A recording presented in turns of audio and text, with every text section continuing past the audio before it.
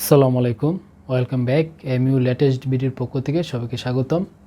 সম্মানিত ভিউয়ার্স, আজকে আপনাদের সামনে যে বিষয়টা নিয়ে আলোচনা করব তা খুবই একটি গুরুত্বপূর্ণ বিষয়। আপনারা আমার বিভিন্ন ভিডিওতে আপনারা কমেন্টস করেন যে আমি আয়কর রিটার্নের বিভিন্ন পরিমাণ আমি আপনাদেরকে বিভিন্ন ক্যালকুলেশনের মাধ্যমে দেখানো বা দেখিয়েছিলাম, এবং সেই ভিডিওগুলোতে আপনারা কমেন্টস করেছেন যে আপনারা কীভাবে একটি আয়কর রিটার্ন সাবমিট করা হবে, অর্থাৎ একটা আয়কর রিটার্ন সাবমিট করার জন্য যে পেপারটা প্রয়োজন বা আয়কর রিটার্ন সাবমিটের জন্য ফর্মটা পূরণ করবেন, এবং আপনারা ওই ফর্ম আপনারা পূরণ করার সময় কোথায় কোন পরিমাণটা লিখবেন সেই বিষয় নিয়ে আপনারা অনেকেই কোয়েশ্চেন করছেন। সো আজকে আপনাদেরকে একটা কীভাবে আয়কর রিটার্ন সাবমিট করার জন্য যে আপনারা ফর্ম কীভাবে ফিল আপ করবেন তা আমি আপনাদেরকে A to Z দেখাবো আমার এই ভিডিওর মাধ্যমে। হ্যালো ভিউয়ার্স, আজকে পর থেকে আপনাদের আয়কর রিটার্ন সাবমিট করার জন্য কোনো রকম প্রবলেম ফেস করতে হবে না, এমনকি আপনাদের কোনো প্রকার আইনজীবী প্রয়োজন হবে না আয়কর রিটার্নের জন্য, বা আয়কর আইনজীবীর কোনো প্রয়োজন হবে না, কোনো রকম দালালের সম্মুখীন আপনাদের হতে হবে না। শুধুমাত্র আপনারা দেখেন, এখানে কিন্তু আয়কর রিটার্নের জন্য বা আয়কর নতুন পরিবর্তনতে বলা আছে যে আপনারা আয়কর রিটার্ন করার জন্য যে ফর্মটা আছে সেই ফর্ম যে কোনো আপনারা আয়কর অফিস থেকে আপনারা নিয়ে আসতে পারবেন। এমনকি আপনারা চাইলে আপনারা ওই একটা আমি আমার ভিডিও ডেসক্রিপশন বোর্ডে একটা লিঙ্ক দিয়ে দিব, সেই লিঙ্ক থেকে আপনারা ওইটা ডাউনলোড করে সেখান থেকে আপনারা ফটোকপি করে আপনাদের যে বা প্রিন্ট করে দিয়ে আপনারা একদম ফিল আপ করে দিয়ে আপনারা জমা দিয়ে দেন তাও হবে, অর্থাৎ আপনাদের কারো কোনো প্রয়োজন হবে না, আপনারা নিজেরা চাইলে আপনারা ওটা পূরণ করতে পারবেন। সো এখন আমি আপনাদের দেখাবো আপনারা কীভাবে আপনারা কোন খাতে বা কোন অপশানে আপনারা কত টাকা করে ফিল আপ করবেন বা কোথায় কোন পরিমাণটা হবে সেটা আমি আপনাদেরকে A to Z দেখিয়ে দিব। আর আশা করতেছি আজকে ভিডিওটা আপনাদের জন্য খুবই গুরুত্বপূর্ণ একটা ভিডিও হবে এবং আপনাদের আজকে পর থেকে কোনো দালালের সম্মুখীন হতে হবে না। সো সম্পূর্ণ ভিডিওটা দেখবেন। এখন আমরা চলে যাব কম্পিউটার স্ক্রিনে আপনারা কিভাবে একটা ফর্ম ফিল আপ করবেন। সম্মানিত ভিউয়ার্স, এখন আপনারা মূলত একটা রিটার্ন, অর্থাৎ আপনার রিটার্নে কীভাবে ডিপিএস, অর্থাৎ আপনার একটা ডিপিএস আছে, সো 5,000 টাকার একটা ডিপিএস আছে, মান্থলি আপনি 5,000 টাকা ডিপিএস। সো সম্মানিত ভিউয়ার্স, আপনার 5,000 টাকা একটা ডিপিএস থাকে যে কোনো ব্যাংকে। সো সেই ডিপিএস আপনি কিভাবে আয়কর রিটার্নে দেখাবেন তা আমি আজকের এই ভিডিওতে দেখাবো, এবং এই ডিপিএস নিয়ে আপনাদের অনেকেরই অনেক কোশ্চেন থাকে।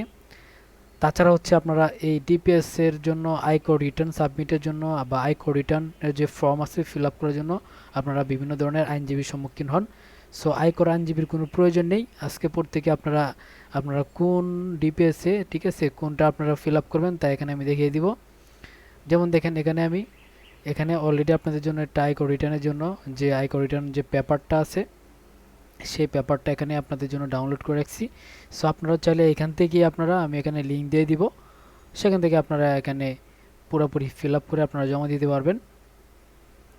সো এখন দেখেন, এর পাশে মূলত আমাদের যে কাজটা করতে হবে তা হচ্ছে আমরা আয়কর রিটার্নের জন্য যে মাসিক জমা যদি আপনার 5,000 টাকা হয় তাহলে আপনার বাৎসরিক জমা কত হবে? বাৎসরিক জমা হবে আপনার 60,000 টাকা। এখন এই টাকাটা আপনি কোথায় দেখাবেন? তা মাসিক জমা এটা কোথায় দেখাবেন? বাৎসরিক প্রাপ্ত মুনাফা হচ্ছে যদি আপনার 17,000 টাকা হয় এক বছরে, এবং সেখান থেকে আপনার উৎসে খরের যে পরিমাণটা হবে আনুমানিক সেটা ধরে নিলাম হচ্ছে 1,700 টাকা। যে আপনার দেখা যাবে যে আপনার 2 লক্ষ টাকা আপনার মুনাফা পেলেন, তো 2 লক্ষ টাকা থেকে আপনার 17,000 টাকা যদি 1700 টাকা যদি প্রতি বছরে কাটে তাহলে আপনার দেখা যাবে যে অনেকগুলো টাকা আপনার প্রায় মুনাফা দিতে হবে, এবং জরিমানা সহ প্রায় 20 থেকে 50,000 টাকা আপনার জরিমানা দিতে হবে। সো ওইটা আপনি কখনই করবেন না, কোনোভাবেই আপনার রিটার্নে কোনো কিছু অপ্রদর্শিত রাখবেন না। অবশ্যই আপনি আপনার যা যা আছে সমস্ত কিছু আপনি রিটার্নে প্রদর্শন করে দিবেন ডিপিএস সহ।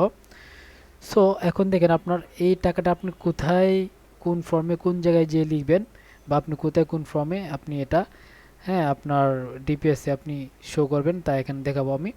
সো এর পাশে আমরা এখন চলে যাব আয়কর রিটার্নের জন্য যে আপনার যে ফর্ম আছে সেই ফর্মে চলে যাব। এটা হচ্ছে আপনাদের রিটার্ন বিবরণী ফর্ম। তো এখানে কিন্তু আপনাকে অবশ্যই আপনার জিজ্ঞাসা করতে হবে আপনার করদাতা, আপনার ছবিটা এখানে অবশ্যই দিয়ে দিতে হবে, এখানে করদাতার নাম দিতে হবে, এখানে আপনার নামটা দিয়ে দিবেন।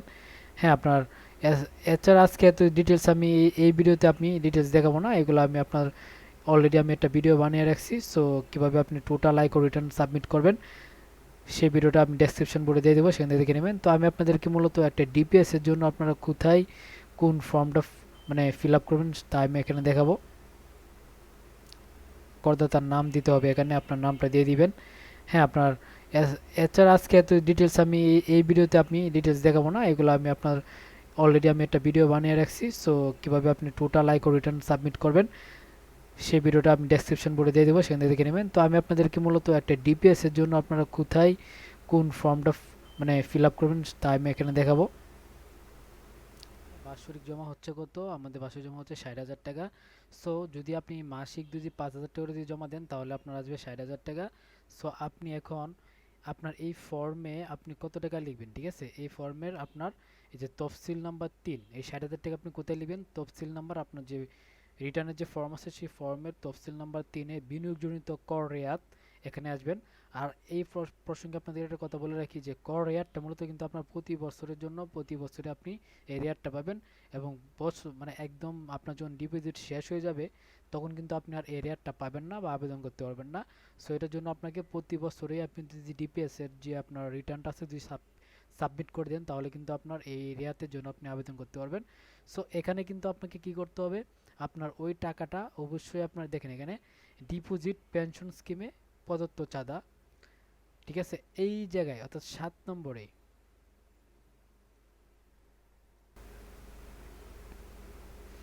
সো আমাদের যে ওখানে 60,000 টাকা আছে সেই 60,000 টাকা কিন্তু ডিপোজিট পেনশন স্কিমে প্রদত্ত চাঁদা, এখানে আমরা লিখবো 60,000 টাকা লিখবো। ভালো করে দেখেন এই যে 7 নম্বর যে ডিপোজিট পেনশন স্কিমে প্রদত্ত চাঁদা, এখানে আমরা লিখবো 60,000 টাকা আমাদের এই টাকাটা, ঠিক আছে। আমরা এই যে এই 60,000 টাকা আমরা কি করব, আমরা এই যে এখানে এখানে লিখবো, ঠিক আছে, এখানে আমরা লিখবো ডিপোজিট পেনশন স্কিমে প্রদত্ত চাঁদা, এই জায়গায় আমরা লিখবো। আশা করতেছি আপনারা এই জিনিসটা বুঝতে পারছেন। তো এখানে আমি একটা বিষয় আপনাদেরকে ক্লিয়ার করে রাখি, দেখেন এখানে কিন্তু আমার যে মাসিক জমা হচ্ছে 5,000 টাকা, যে 5,000 টাকা যেহেতু জমা সেহেতু আমার দেখা যাচ্ছে যে 1 বছরে 60,000 টাকা আসছে। এখন যদি আপনি যদি মাসিক জমা দিয়ে 10,000 টাকা রাখেন তাহলে কিন্তু আপনার 1 বছর প্রায় 1,20,000 টাকা আসবে। তখন কিন্তু আপনি এখানে কি 1,20,000 টাকা দিবেন না, এখানে আপনাকে 60,000 টাকাই দিতে হবে।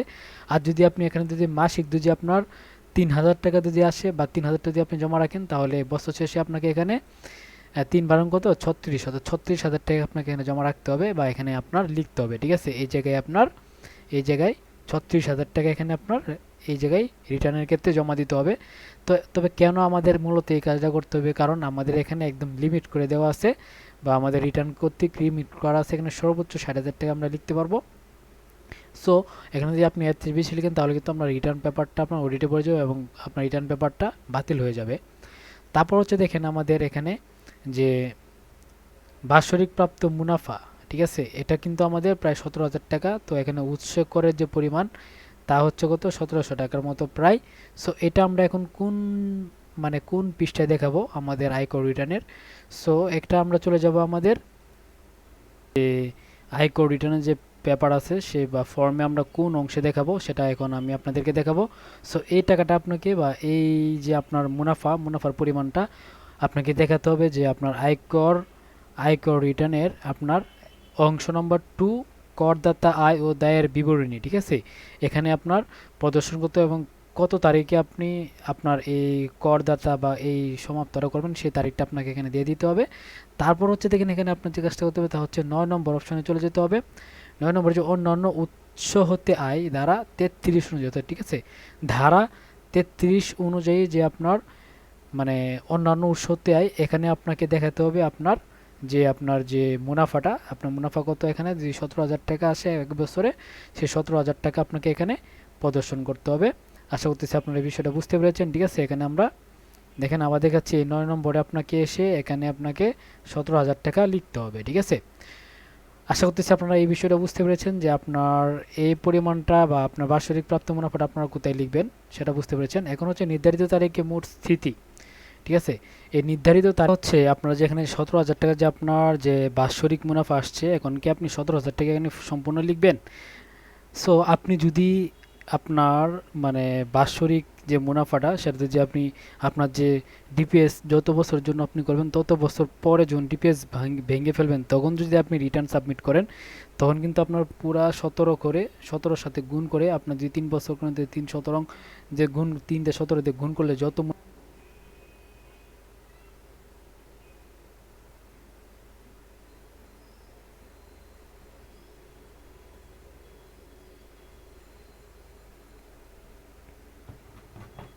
সো সম্মানিত ভিউয়ার্স, এখন কি আপনি এখানে যে আপনার 17,000 টাকা যে আপনার এখানে বাৎসরিক যে মুনাফা আসছে, আপনি কি এখানে 17,000 টাকাই দিবেন? যদি এখন এই আপনাদের কোয়েশ্চেনটা মনে আসতে পারে যে এখানে আমি কি 17,000 টাকা লিখবো?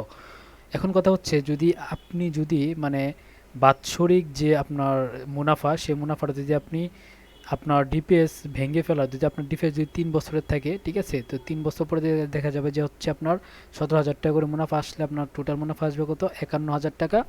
সো এখানে কিন্তু আপনার 51,000 টাকা দেখাতে হবে এবং এখান থেকে আপনার অনেকটা আপনার আয়কর কেটে নেওয়া হবে, অনেকটাই কেটে নেওয়া হবে, ঠিক আছে। আর যদি আপনি কি করেন, যদি প্রতি বছরে যদি আপনি এখানে যদি আপনার রিটার্নটা সাবমিট করে দেন, তাহলে কিন্তু আপনার 17,000 টাকা থেকে যে আপনার প্রায় 1,700 টাকার মতো রেয়াত আসে, সেই রেয়াতটা কিন্তু আপনি এখান থেকে বাদ দিতে পারবেন, ঠিক আছে। অর্থাৎ আপনি 17,000 টাকার মতো বাদ দেন, তাহলে আপনার দেখা যাবে যে আপনার 15,000 টাকা এখানে আপনাকে, হ্যাঁ 15,000 টাকা, তার সাথে আরও কিছু টাকা যদি আপনার রিটার্ন বা রেয়াত দেওয়ার পরে যে আপনার যে ছাড় দেওয়া হবে, বা সেই ছাড় সহ আপনি টোটাল প্রায় আপনার 12,000 টাকা চেয়ে আরও অনেক কম টাকা আপনি এখানে মানে রিটার্ন সাবমিট করলে আপনার হয়ে যাবে। সো সেই ক্যালকুলেশনটা আমি আমার আরেকটা ভিডিওতে আমি দিয়ে রাখছি, সেখান থেকে আপনারা চাইলে দেখে আপনারা এখানে ক্যালকুলেশনটা আপনি এখানে অ্যাড করে দিতে পারবেন। সো এই ছিল হচ্ছে আপনার বার্ষিক এই যে মুনাফা, যে মুনাফার পরিমাণটা আপনার এই অংশতে আপনাকে লিখতে হবে, ঠিক আছে। অর্থাৎ আপনার অংশ 2 করদাতা আয় ও দায়ের বিবরণী, হ্যাঁ এখানে আপনার 9 নম্বরে এসে আপনাকে লিখতে হবে। তারপর হচ্ছে আমরা চলে যাব যে আমাদের একদম ফাইনাল, যে সেটা হচ্ছে কি নির্ধারিত তারিখে মোট স্থিতি, অর্থাৎ আপনার যে তারিখে আপনি আপনার আপনার যে মানে রিটার্নটা সাবমিট করবেন, অর্থাৎ রিটার্ন সাবমিট করার সর্বশেষ তারিখ, তখন যদি আপনি রিটার্ন সাবমিট করেন ঠিক তখন সেই তারিখে আপনার যে মোট যে আয় মানে টোটাল যে আপনার স্থিতি আয়টা, সেই আয়টা আপনি আপনার যে রিটার্নের কোন জায়গায় আপনি শো করবেন সেটা আমি এখন আপনাকে দেখাবো। সেই রিটার্নটা আপনাকে সাবমিট করতে হবে IT10B-তে এসে। IT10B-তে এসে আপনি সাবমিট করবেন যে পরিসম্পদ দায় ও ব্যয় বিবরণী, এখানে আপনি তারিখটা দিয়ে দিবেন। দিয়ে তারপর হচ্ছে আপনাকে এখানে কি করতে হবে, এখানে 1 নম্বর ব্যবসা পুঁজি, 2 নম্বর অকৃষি সম্পত্তি, এগুলোতে আপনার কিছু করতে হবে না। কৃষি সম্পত্তি এগুলো আপনার কাজ না, আপনার কাজ হচ্ছে বিনিয়োগ। যেহেতু আপনি ডিপিএস এর জন্য আপনি রিটার্ন করতেছেন বা রিটার্ন সাবমিট করতেছেন, সেহেতু এখানে আপনি বিনিয়োগে এসে আপনাকে যে প্রাইজ বন্ড অবলিক্স সঞ্চয় স্কিম, এখানে এসে আপনাকে টোটাল যে স্থিতি আছে সেই স্থিতিটা আপনাকে এখানে লিখে দিতে হবে। সো আমাদের টোটাল স্থিতি কত ছিল? প্রায় 2,50,000 টাকার মতো। সো সেই টাকাটাই আমরা এখানে কি করে দিব? অ্যাড করে দিব, ঠিক আছে। প্রাইজ বন্ড অথবা সঞ্চয় স্কিমে এখানে সে আমরা কি করে দিব, আমাদের যে টোটাল যে মানে 1 বছরের জন্য যে একদম তারিখ শেষে যে স্থিতিটা আছে সেই স্থিতিটা এখানে লিখে দিব। সো এই হচ্ছে, আমরা জাস্ট এইটুকু কাজ করলে আমাদের মূলত আয়কর রিটার্ন সাবমিট বা আয়কর রিটার্ন আমাদের কমপ্লিট হয়ে যাবে। তারপর আমরা সেই পেপারটা আমরা মানে আয়কর অফিসে যে জমা দিয়ে দিব, তাহলে আমাদের যে ডিপিএস এর জন্য যে আয়কর রিটার্ন, সেই আয়কর রিটার্ন কমপ্লিট হয়ে যাবে। সো সম্মানিত ভিউয়ার্স, আশা করতেছি আপনারা বিষয়টা বুঝতে পেরেছেন। সো এভাবেই মূলত আপনি চাইলে আপনার আয়কর রিটার্নটা আপনি নিজে নিজে সাবমিট করতে পারবেন এবং আর কারো আপনার কোনো হেল্পের প্রয়োজন হবে না। এমনকি আপনার কোনো প্রকার দালাল কর্তৃক অথবা আপনার যে আয়করের যে আপনার মানে আইনজীবী আছে আয়কর বিভাগে, সেই আইনজীবীরও আপনার কোনো প্রয়োজন হবে না। এবং আপনার এখানে প্রায় অনেকগুলা টাকা, আপনি যে উদ্দেশ্যে মূলত আপনার টাকাটা আপনার ডিপিএসটা ওপেন করবেন, সেই উদ্দেশ্যে বা সেই উদ্দেশ্য মূলত কিছু টাকা আপনার আয় করার জন্য, সেই অনেকটা টাকা আপনার সেভ হয়ে যাবে।